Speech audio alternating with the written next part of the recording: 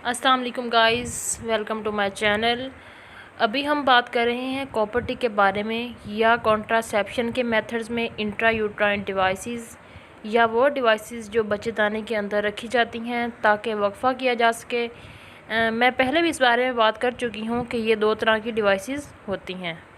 एक वो जो कि कॉपर कंटेनिंग है या जिन्हें कॉपर टी कहा जाता है, यानी कॉपर का छल्ला कहा जाता है, और इसके साथ साथ कुछ मेडिकेटेड डिवाइसेस हैं जैसा कि जिन्हें मायरीना के नाम से जाना जाता है। आज हम बात करेंगे कॉपर टी के बारे में। कॉपर टी के बारे में मैं इतना स्ट्रेस क्यों दे रही हूँ, या मैं जो दूसरे मेडिकेटेड डिवाइसेस हैं उनके बारे में मैं ज़्यादा डिस्कशन इसलिए नहीं कर रही क्योंकि हमारे यहाँ कॉपर टी ईज़िली अवेलेबल है, बहुत इजीली आपको कहीं से भी मिल जाती है। और दूसरी बात ये कि ये बहुत मोस्ट इफ़ेक्टिव है,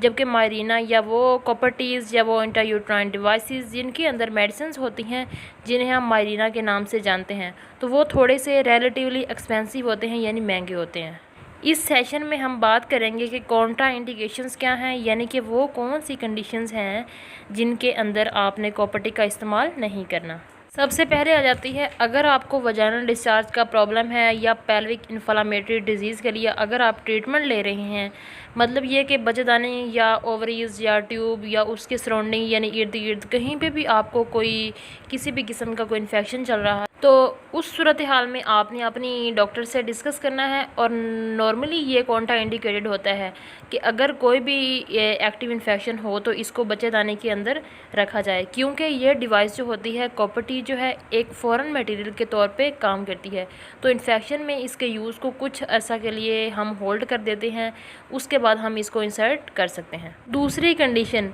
अगर पेशेंट प्रेग्नेंट है या उसने पिछले साइकिल में या पीरियड का जो पिछला मंथ था यानी माहवारी का जो पिछला महीना था उसमें किसी भी किस्म का कोई कॉन्ट्रासेप्शन मेथड यानी कि वक्फे का कोई भी तरीका यूज़ नहीं किया, इस्तेमाल नहीं किया, या पेशेंट को किसी भी किस्म का डाउट है यानी शक है that she can be pregnant, तो ऐसी सूरत हाल में भी कॉपर टी का यूज़ नहीं किया जाता।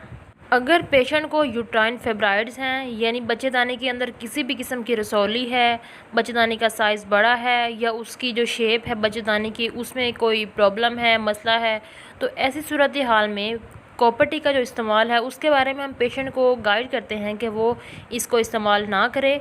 उसकी वजह ये है कि कैविटी या बच्चेदानी की जो अंदरूनी झिल्ली है वो डिस्टोर्टेड होगी या उसका जो साइज़ है और शेप प्रॉपर नहीं होगी, तो इस कॉपर टी के निकल जाने के इम्कानात या परफोरेट कर जाने के, यानी कि बच्चेदानी में जो कॉपर टी हमने रखी थी वो अपनी जगह से निकल कर पेट के किसी भी हिस्से में यानी कि चली जाती है, तो इसके भी इम्कानात कुछ ज़्यादा हो जाते हैं। इसके अलावा अगर किसी भी पेशेंट को ड्यूरिंग पीरियड्स बहुत ज़्यादा ब्लीडिंग होती है या बहुत पेनफुल पीरियड्स यानी कि दर्द के साथ जो है वो उसको ब्लीडिंग होती है, तो ये दोनों ऐसी कंडीशंस हैं जिनमें हम उनको एडवाइस करते हैं कि वो कॉन्ट्रासेप्शन यानी वक्फे का कोई और तरीका इस्तेमाल करें और कॉपर टी का यूज़ ना करें। कॉपर टी के बारे में एक जो पॉजिटिव चीज़ है, अभी तो हमने बात की है कि वो कौन सी कॉन्ट्रा इंडिकेशंस हैं, यानी कि वो कौन सी कंडीशंस हैं जिनमें कॉपर टी इस्तेमाल नहीं की जा सकती, लेकिन इसके साथ साथ इस डिवाइस के बेनिफिट्स यानी कि इसके फ़वाइद भी बहुत ज़्यादा हैं, क्योंकि ये पेशेंट डिपेंडेंट डिवाइस नहीं है। अगर कोई भी पेशेंट अपनी रेगुलर मेडिसिन को लेना याद नहीं रख सकता या वो बार बार डॉक्टर के पास नहीं जा सकता, या पेशेंट किसी भी ऐसे एरिया में है जहाँ पे मेडिकल फैसिलिटीज़ इजीली अवेलेबल नहीं है और डॉक्टर के पास बहुत ज़्यादा फॉलोअप वो नहीं कर सकती, तो कॉपर टी एक